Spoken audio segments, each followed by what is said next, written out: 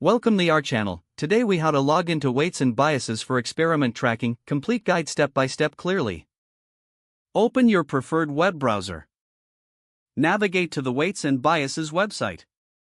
Locate the login button in the upper right corner of the home page. Click on the login button. You will be redirected to the login page. Enter your registered email address in the provided field. Next, input your password in the password field. If you have forgotten your password, click on the Forgot Password link. Follow the on-screen instructions to reset your password.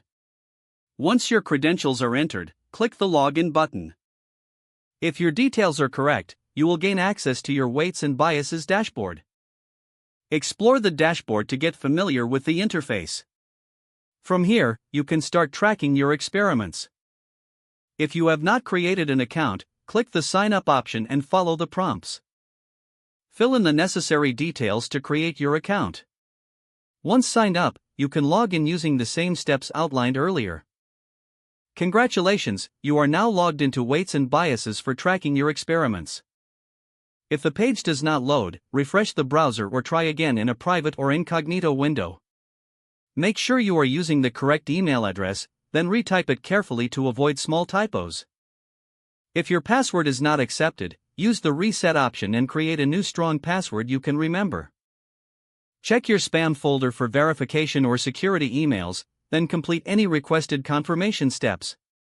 Enable two-factor authentication if available to improve account security and reduce unauthorized access risk.